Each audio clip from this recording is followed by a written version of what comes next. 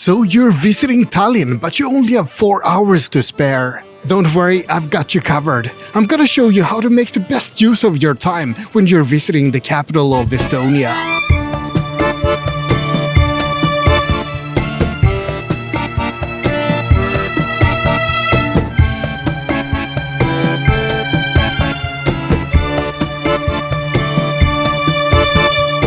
Tallinn is a gorgeous city that was built in the 13th century when the Teutonic Knights built a castle at this location. It quickly became an important trading town in Europe and a center for the Hanseatic League between the 13th to the 16th century.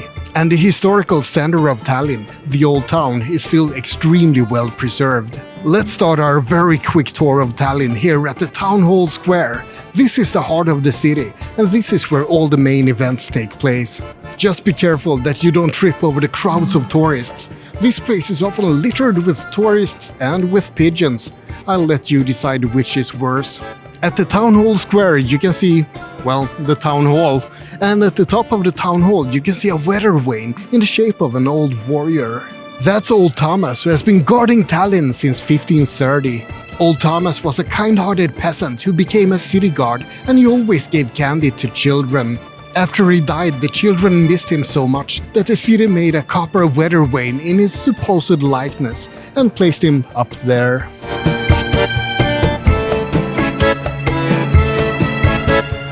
You can also find a town hall pharmacy here, the Raeapteek.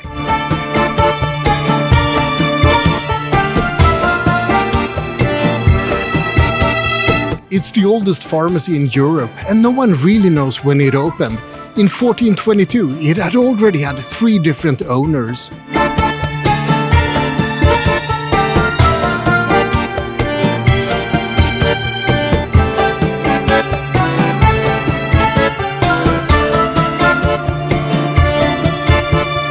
Tallinn's Old Town is a UNESCO World Heritage Site, and it's easy to see why. The medieval architecture is stunning, and it makes you feel like you've stepped back in time. Or at least it would if it wasn't lined with cars everywhere. But beware, the cobbled streets aren't kind to high heels or weak ankles. Make sure you have proper walking shoes, because walking is the best way to get around in Tallinn.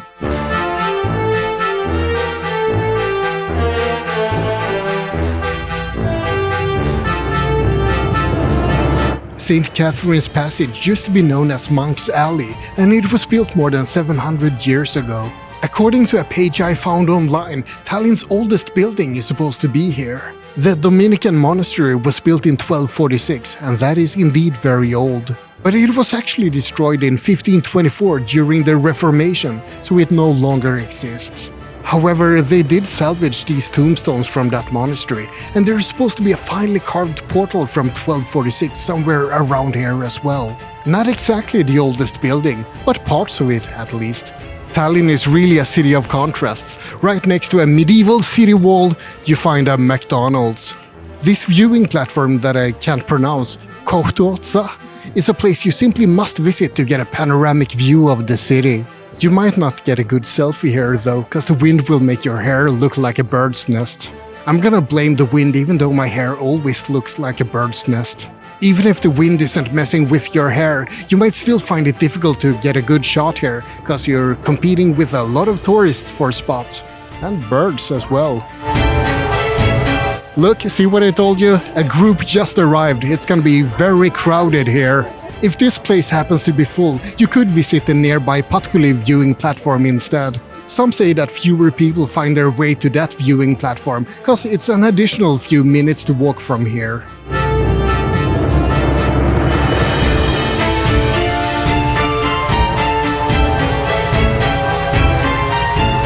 As you're walking through Tallinn, you might find a few interesting things along the way. First of all, keep your eyes open for street art. Tallinn is quite famous for its street art, especially in the Calamaya area, which we'll visit later. If you see the Lucky Chimney Sweeper, make sure you rub the buttons on his coat. It's supposed to give good luck. Also, there's a bench dedicated to the composer Frédéric Chopin. One of the most photographed sculptures you can find in Tallinn is the Black Angus outside the Goodwin Steakhouse. Quite disturbing. Something else to do in Tallinn is to get a souvenir. I got myself a super expensive fridge magnet, but time is of the essence. I don't have time to shop around for prices.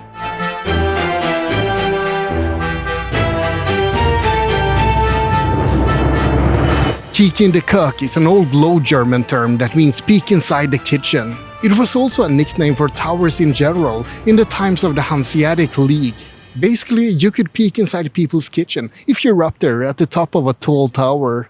However, in Tallinn, peek in the Kirk refers to this tower, which is also a museum with bastions and passageways and an excellent view of the city. But with 4 hours to spare, we'll have to save the museum visit for another time. It's still an amazing tower to look at.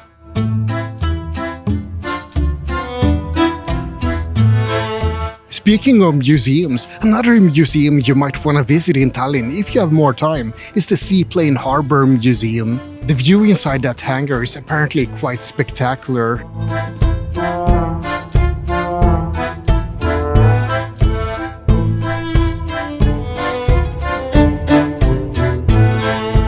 Bald and Bankrupt is a famous vlogger who visited Tallinn and complained about the lack of things to see and do here. He went to a place called Tondi in the south part of Tallinn, and he found a big stone that he dubbed the Great Stone of Tondi. That was apparently the most interesting sight you could find. Tondi lies just a bit to the south, but I don't think it's worth going there just to see a stone. The stone has a big fan base though, and its own website. Search for the Rock of Tondi and you can read all about its glorious history.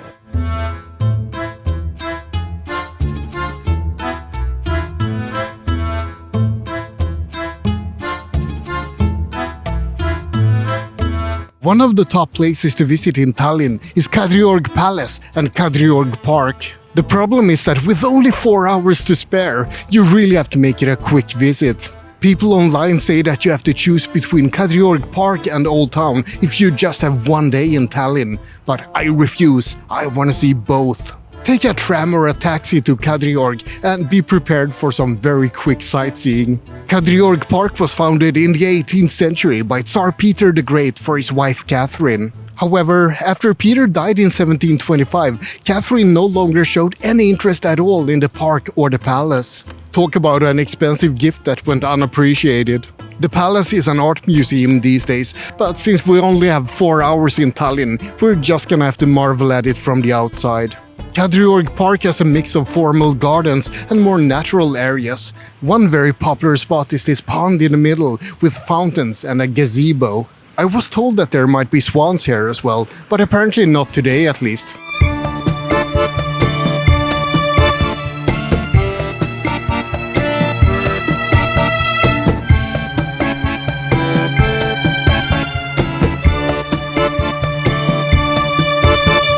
There's a mix of old and new architecture in Tallinn, and the Calamaya District is a great place to see some Soviet-era buildings.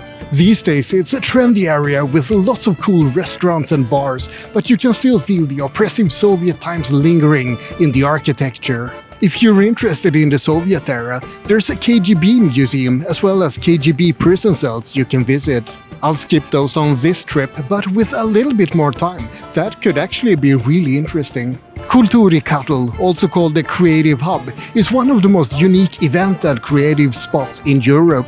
It used to be the Tallinn city's central power station, but these days it's where all the hipsters hang out. Today they're apparently hosting Latitude 59, a startup event for all the new unicorns of the north. Sorry for the lack of street art, I didn't find any, but here's some graffiti for you at least. I hope you're happy. Linna Hall used to be called the V.I. Lenin Palace of Culture and Sports, and it was completed in 1980 for the Summer Olympics that was held that same year. It's been closed down since then, and despite plans to renovate it in 2015, it hasn't happened yet. It stands as a perfect example of depressing Soviet-era concrete designs, but maybe it will be turned into something beautiful in the future. Fun fact, the movie Tenet from 2019 used this place as a backdrop. Now you know. You need to eat and drink as well, so let's start with what you can eat in Tallinn. Estonian food has a mix of German, Scandinavian and Russian influences. Neither of those are famous for their exquisite cuisine though.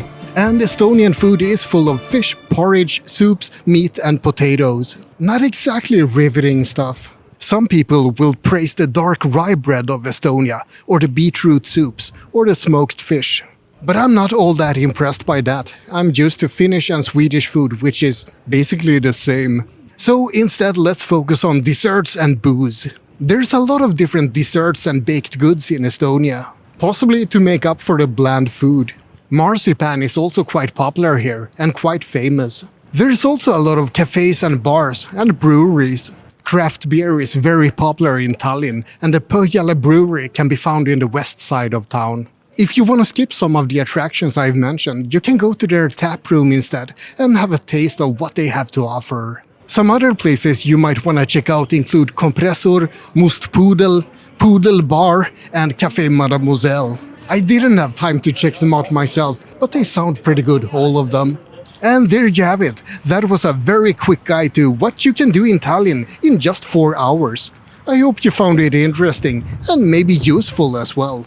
Like and subscribe, but most importantly, have a great day. For more tips about possibly interesting things to see and do, check out this video as well. It's gonna be here, right here in the corner somewhere.